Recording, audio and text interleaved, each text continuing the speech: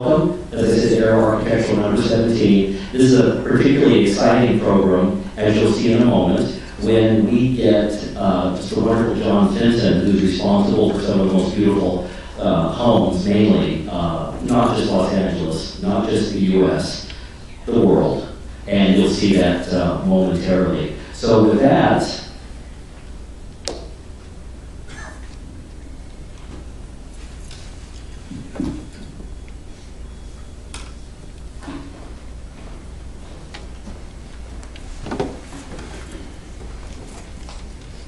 Hi, I'm John Finton with Finton Construction.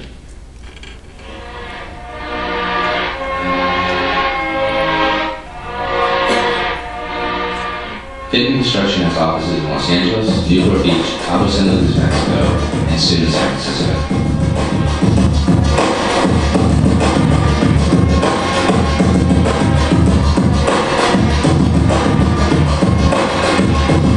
I think what's kept Finton Construction in the forefront has been my ability to foresee ahead, understanding what the trends are, and our ability to brand our company. That's been something that's been very important to me for almost 2.5 decades.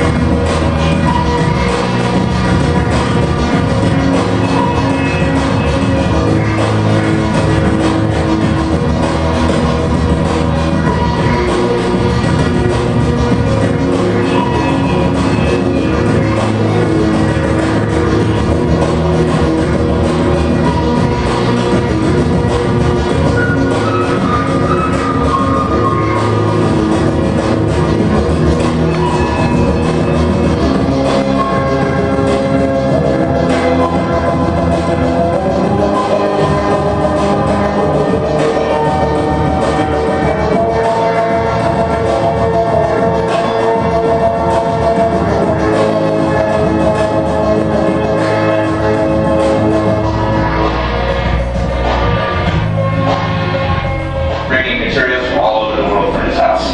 Very incredible. You'll see.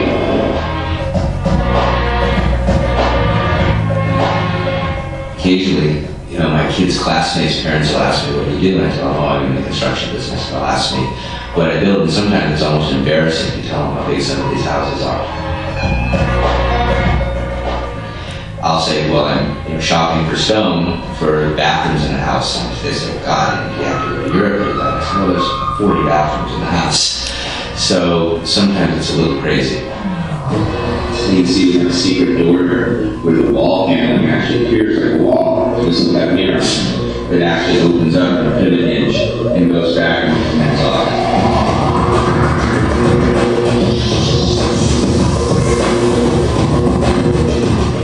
I mean, how many people have a ballroom?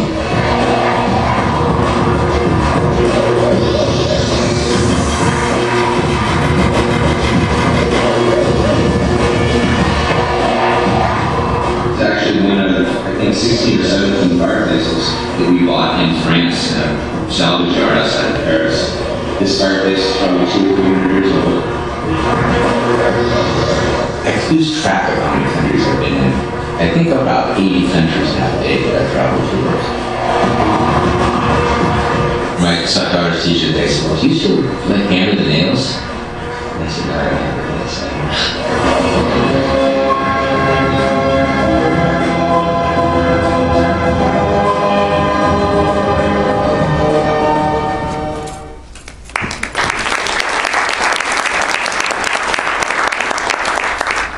Now an introduction will be much more meaningful. It's fun when, as I was standing right over here watching this, the Aero Architectural Program, we're beginning to get a lot of calls from folks who would like to present. I mean, it's a wonderful venue. And I basically say, well, you can do this, let's consider it. We really raised the bar, which is exciting. We've had some wonderful, wonderful programs. And in piggybacking on that last image, at lunch, we'll be having a pre-book sale, book signing. John's book comes out in January. Wonderful book that you hopefully got the postcard on. And so they'll be taking orders. Brett Hennessy from Hennessy and Nichols will be there handling that.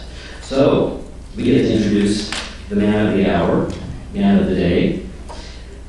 John Finton, Cal Poly School of Business alumni for the year 2010. He's earned the Rock Report House of the Year award 3 of the last 4 years. He is the, I love this one, he's the Bank of America spokesperson for Building Green. That was back in 2006. He's built over 400 homes just in California. And of course, as you saw, he consults and completes projects in Russia, France, Mexico, and of course throughout the United States. Sales, I believe, this year probably, $74 million, so that's formidable. And he's been in nearly every design publication that you or I would know about. New York Times, LA Times, Art Digest, Rock Report, LA Business Journal. What's especially interesting about that is normally the architect or the designer is featured. In this case, it was John Finton, front and center. So with that being said, I would like to say that this morning, I was wondering how to introduce somebody like this. And you could do a standard intro and be correct and all those kind of things, but I thought I gotta do something a little different. So I went on the computer this morning, and John, I Googled you. Okay. What came up? Sorry? What came up? What I'm came scared up? to ask. It's fascinating. 351,000 results. Did you have any idea? I don't know what that means, but it sounds like a lot. It means there's 351,000 articles and bits of info on the internet. Absolutely astronomical. Even someone well-known is going to be between 10 and 15,000 results. 351,000. So with that, I say that just to give you guys a bit of advanced knowledge about what you're in for. He's absolutely terrific. And please welcome John Finton.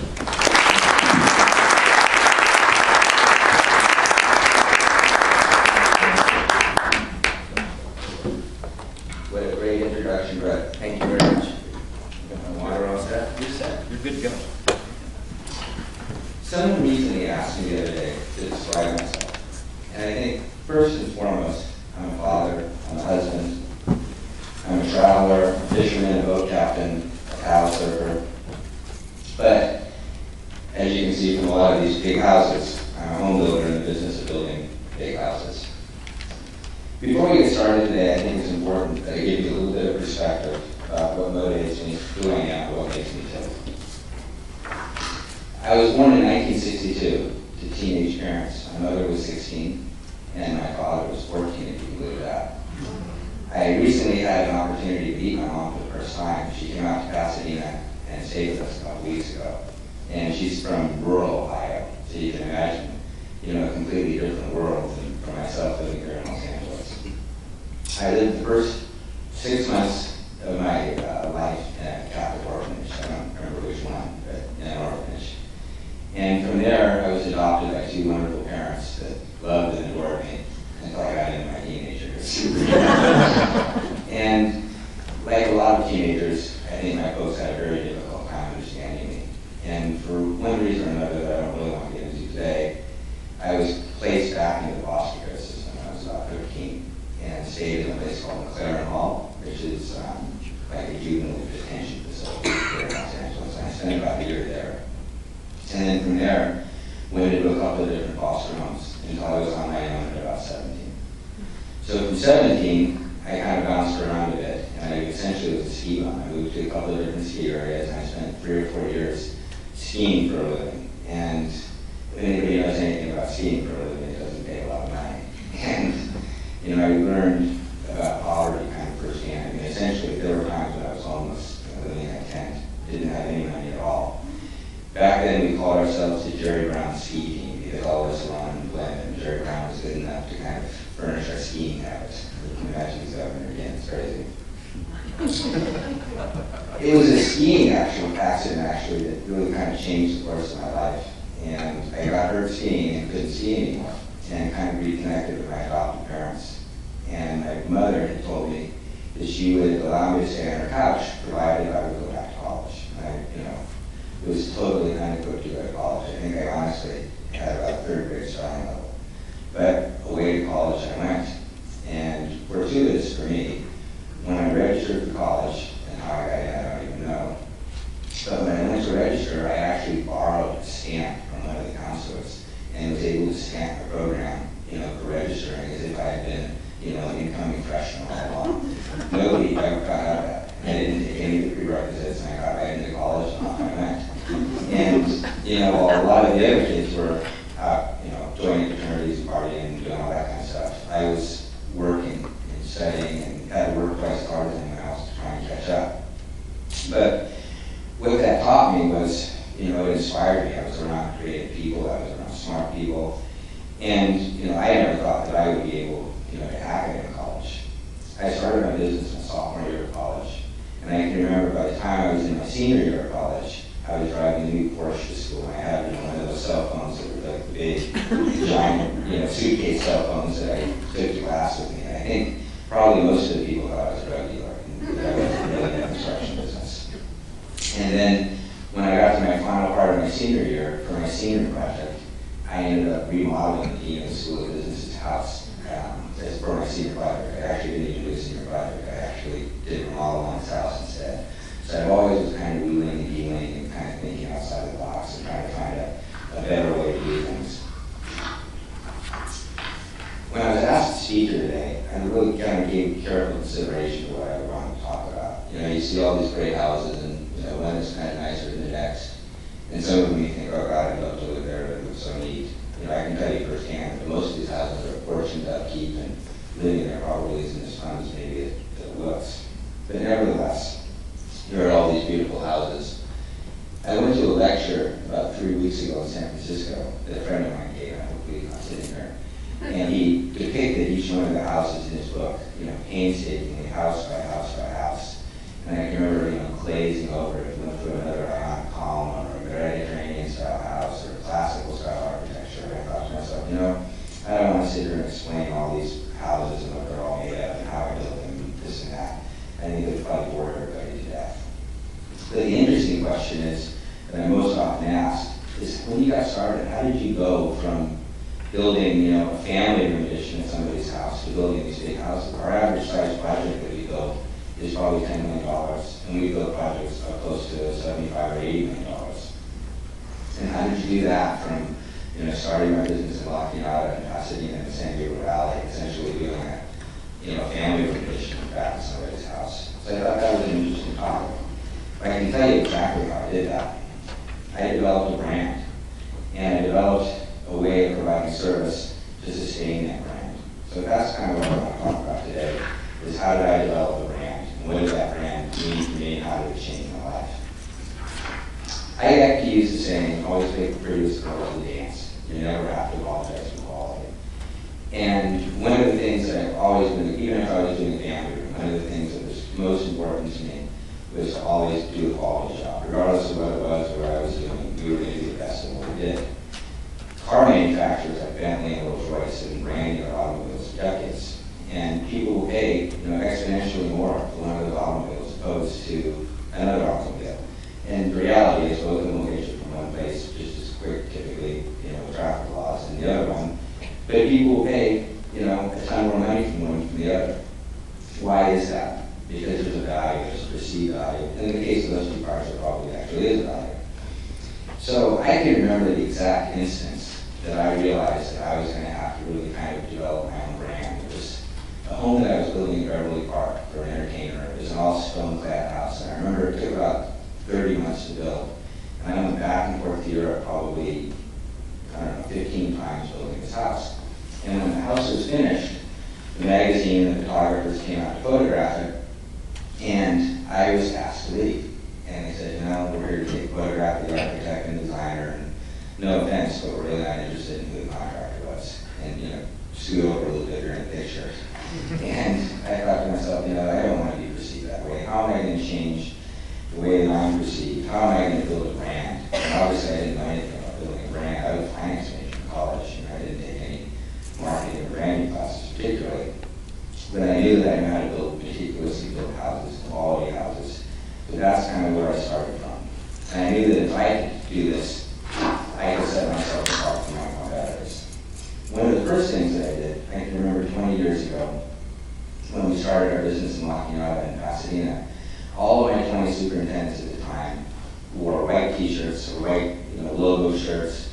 We had white Finton trucks. I had 20 of these trucks running around the San Gabriel Valley. I mean, honestly, people thought I was nuts. I mean, almost every penny that I had, I poured back into my company. And I wanted to have an image, not of the typical yellow pad of paper or butt crack showing contractors. I wanted to have a more sophisticated look. And at the time, like I said, the cell phones weren't popular then, so we all had these Nextel radios, which were like walkie-talkies. I think everybody thought we were like firemen, going around town with these walkie-talkies.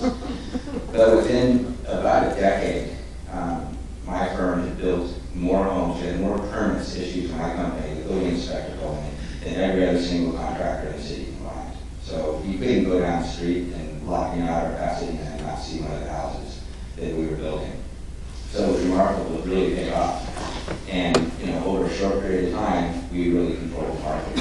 And it wasn't really until I decided that I wanted to even take it a step further that became a little less important to me, and I started working in other areas. But primarily it started there. Today, I know that people will still pay more money for a Finton-built home. I see it advertised. And we've had homes sell for record prices per foot, Beverly Hills, Beverly Park, Malibu, all over the place. And especially, I think in La Cunada, I still hold the record for the highest price per square foot for a house to sell there. And it's been probably 5 or 6 years ago. So one of my objectives, obviously, in building my brand was to try and get my name out, or try and get name recognition. And as I said before, the magazines weren't too interested in talking about, what the contractor was, unless you were doing something kooky or you were nut or something like that. So how was I going to get my brand message across to everybody? And it wasn't really easy to do. So my public relations branding firm, we were masterful at this, and they looked for story angles that weren't necessarily just about the contracting world. They found other stuff that people would be interested in writing about. And I remember one story in particular. The New York Times was writing a piece on American ingenuity abroad, and they were interested in Americans that were either exporting things or buying materials abroad, and it was actually something that I was doing. And I remember Penelope, she nicknamed me Indiana Jones of contractors. And I thought to myself, Christ, I hated that name. My friends gave me so much shit. Why do you have to do that? It was in print. But, she was right. And what ended up happening is the New York Times picked up on it, the story materialized into trophy hunters, and made the front page of the New York Times home section. And he said, well, what's the big deal? Well, actually, I didn't even know it was a big deal. And I remember when the story came out, my family and I were on a fishing trip to Whitefish, Montana, in the middle of nowhere. There weren't even cell phones. And all of a sudden, somehow from a radio phone, it was Al Roker from the Today Show, and he read this article and was interested. Within a week, I had 17 TV deals pitched to me, and all from this one article that I thought, who cares about being in the New York Times home section? Obviously, it was a really huge deal. And then subsequent to that, another quick example, Worth magazine did an article really chronicling my life. Magazines tend to like to write about stories of success, and they did an article that kind of chronicled, where I started and where I ended up. I can remember I flew to New York and I got out of the airplane and got into the car, and the driver said, "God, I recognize you. I read that article in Worth magazine." And it isn't as if somebody's going to hire you because they read about you in a magazine. They're going to hire you with name recognition. All these things started to happen. I didn't expect Bloom Writer to, pick up the phone and hire me to build a house. But clearly my brand and my name recognition was getting across.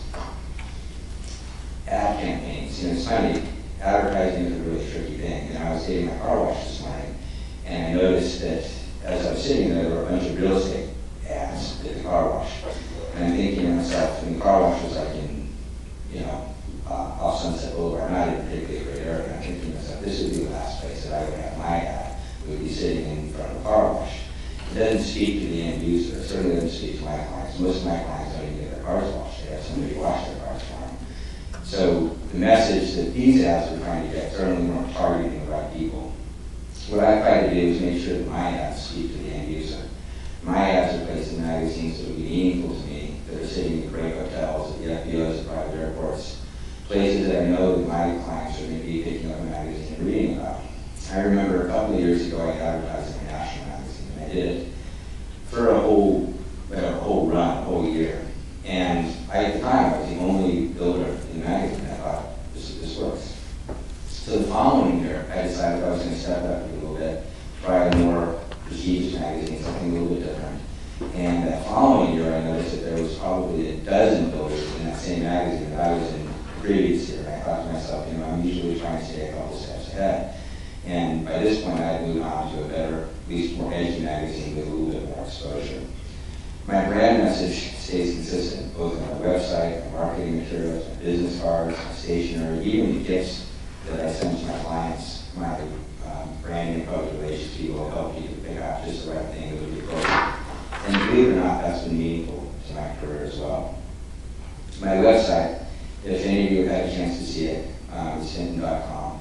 And again, most people's first reaction is, wow, this guy's a builder. It's similar to the video that you guys saw earlier today, just a little bit longer. And I'm often asked, first question, how much did it cost to make? That's usually the first question. It looks like it cost a lot of money. And the reality is it did. There's probably about 30 homes in it, and each home is probably $10,000 or $15,000 photographed, so you can do the math. But more importantly, the time necessary to build that many homes, to have that much body of work that you can get all into one place at one time is tricky to do. And it was something that was always really important to me to try and stay ahead of anything anybody else was doing. And you'll notice that my website is tagged Creating Lifestyles. And I had just finished a house for a gentleman by the name of Sam Zarian, who actually done 3 or 4 homes for now. But at the time, he told me, God, you're helping create my lifestyle. I'm thinking, God, this guy's got a hell of a lifestyle. And if anybody know you guys know Sam. But I thought to myself, that's a great line, creating lifestyles.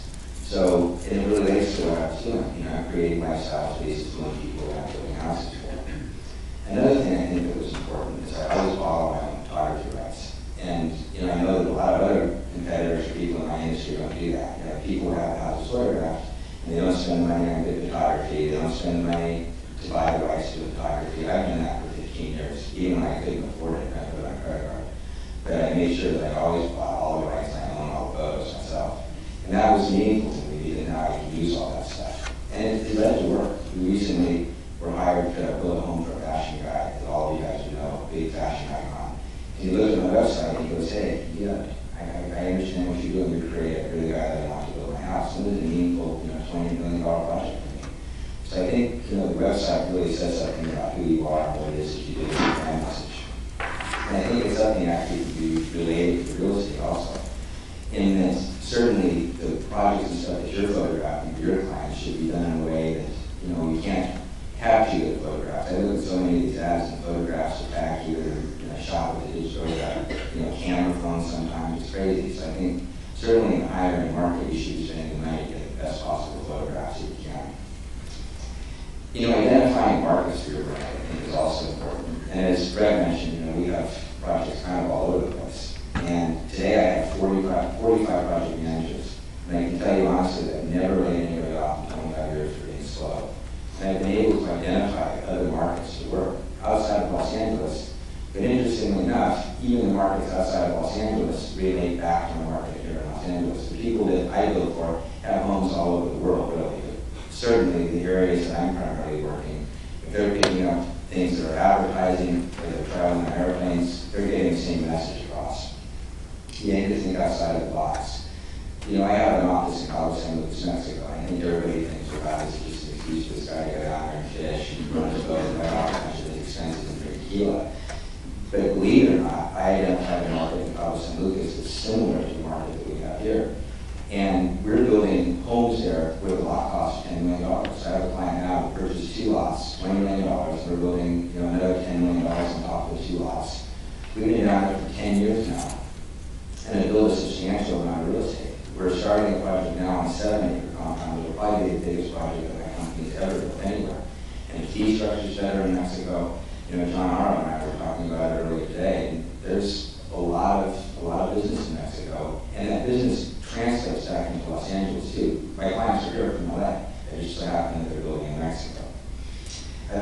identified other markets in Russia and China. They mentioned that I've done stuff overseas. And I've done some consulting work overseas that has been meaningful. I could almost probably have a business just doing that. But in addition to that, a lot of my marketing materials now are published in Russian and Chinese. I don't actually know exactly what they say. It's all written in their language.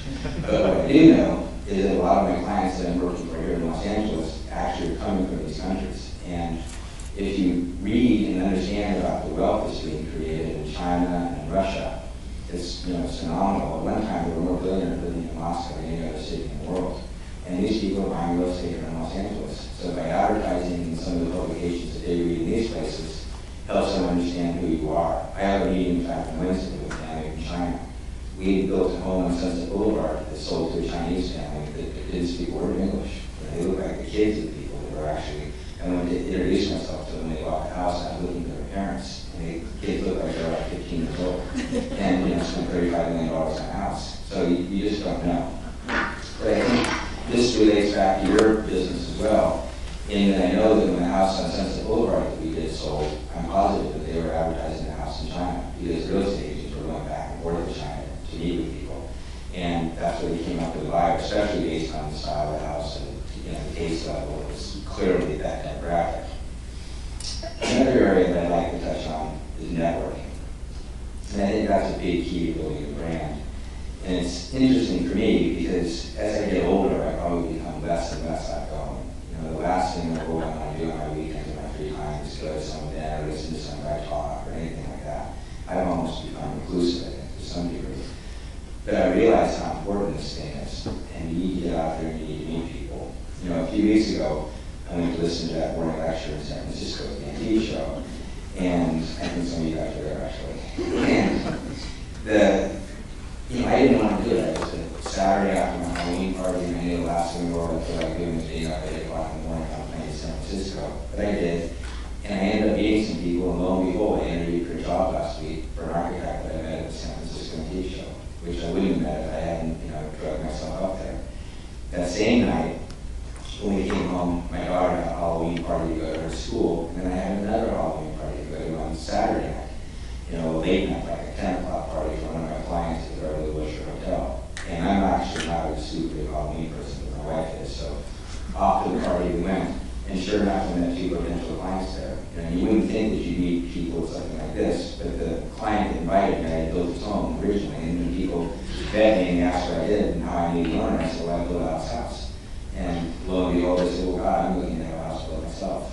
The point I'm trying to make is that all these things are incredibly meaningful. And by going into these things, you're going to meet people, and you're constantly going to be kind of building a brand. The last point I'd like to touch on in terms of branding is what I like to call the pyramid of wealth. Or, we've all heard the expression 6 degrees of separation. I think that it's actually more like 1 or 2 degrees of separation. And it's amazing as you start working at a higher level that all these people, between the business managers, the lawyers, the handlers, all these people all know each other. It takes minutes to connect the dots. And I'll give you an example. I was at the Esperanza Resort in Mexico last Christmas with a friend of mine. We were hanging out at the pool, and 2 or 3 of my clients came paddling by in the pool. Not one of them knew that I had an office in Mexico. I had built homes 20 years ago. The next thing you know, we're out looking for real estate to these clients that I've already worked for. My friend said to me that you should sell us you could go here and buy a house at Esperanza, and said, "Ooh, you guys can make a living just sitting there, wasting the water with margarita in your hand." And the reality is, they're probably good. It isn't such a bad idea. But as your brand begins to develop, and at this level, one person leads to another. I think that it's remarkable. I flew home from Paris about 2 weeks ago. I saw an airplane, and I met a business manager sitting next to me that is representing a song, probably the biggest songwriter in the world. And we got home, we exchanged business cards. 2 days later, he sent me an email and asked to work for us to do our house. So you never really know who you're going to meet. I always tell everybody, that's why I always sit in front of the airplane, never in the back. I think, though, to be successful and to be able to sustain your brand, you need to provide service that is unparalleled, second to none. And I think these days, with the use of the internet, I think our clients are definitely getting more demanding than they used to. There's no question about it in my mind. It's hard to be providing service just based on price. We once worked for an entertainer, a singer. They had a whole team of people that were responsible for doing nothing but finding competitive pricing with this woman. And we would get prices on things, and she could always find it for $5 less. And it became almost like a game to her. And I couldn't be successful. It wasn't going to happen for me. So you need to look for other ways to try and be successful other than just price. And I got kind of an example of this. I call it intuitive service. And recently, my wife and I honeymooned in the Philippine Islands at a Amman resort. I don't know if you're familiar with the Amman. It's kind of a small boutique resort, about the same price point as the Four Seasons Hotel. But the service makes the Four Seasons look like a Motel 6. And I can remember when we got there, we asked, of course, if they had paddleboards, because we liked to paddleboard, and unfortunately they didn't have any paddleboards. But 2 days later, my wife and I got up, and there was 2 brand new paddleboards sitting outside of our room. Where they came up with these paddleboards, I had no idea, in the middle of the ocean. But these people, their service was so intuitive that I think that they would almost like watch us with binoculars. So they would know when we go to the gym in the morning, and literally the golf carts would be 2 waters waiting for us, cold. And by the time we would come back, the fruit plate would be waiting, and they would watch to see what fruit we would eat and what fruit we would kind of pick around. I don't like melon. So within the second or third day, there was no more melon. And they knew exactly what we were doing, and they would stay ahead of us. Kathy and I would say, God, if we're going to make love, there's going to be a glass of water sitting at the table. They're watching us, with a pair of binoculars on the screen. That's what I'm talking about, is a service that you don't really have to ask for. They were like 2 steps ahead of me. I never experienced anything like it. It's something that I can only aspire to in my own business, and it's tricky. One of the areas that I've tried to incorporate into my own world is with the shopping for materials. And a lot of times, it's not something that I necessarily have to do. I enjoy doing it to some degree, but even at this point in my life, some of the driving begins to get to be a bit much. And an example of this was a couple of months ago, I was shopping in Paris for fireplaces for a client, and I came across a fireplace that would be wonderful for another house that I was building. And I sent the designer, I texted her a picture of it, she loved it, and I ended up buying it for the client. And was able to cut a good enough deal that it was almost a wash between that and buying a local fireplace. And the point is, he didn't have to ask me for that fireplace. He's going to love it. It's going to be a showstopper in his library. And those are the types of things I think the clients really appreciate. One of the pictures here, one of the houses that we were building, all the floors are white. And it's a stone that comes from Greece, and it's another client that's an entertainer. And he was very particular about this white stone. So I traveled back and forth to Greece, which was not horribly, at least probably a dozen times while we were building his house, and hand-selected all these pieces of stone so that all of them were perfect. And he really appreciated it. He didn't have to ask me to do it. Of course, he paid me to do it, but he didn't have to ask me. And at the end of the day, I've been working for this guy for 10 years now. I can't even tell you how much money he spent with my company, and I've done projects for him abroad as well. And people really appreciate the service. And I don't know exactly how you incorporate that into your real estate careers, but being able to provide things without being asked to and do a better job of it, I think will help sustain your brand. I think another important aspect of sustaining the service is knowledge. It's been my mission to understand my market better than anybody else, to understand the product better than anyone else. The reality is I could actually build a house if I had to. I don't anymore, but I know how to put them together. And I make it my mission to understand how these products are put together. And I understand, trends in real estate and what's going on. And I think that's important from your career as well. And one of the trends that I've seen recently, and I've seen this before when it's been a market like there is today, and the market gets great. Everybody's building houses and flipping them and selling, especially in the higher end market. And, I was getting my hair cut the other day, and my hairdresser told me that she's redoing a house. And I thought, oh God, this is a disaster.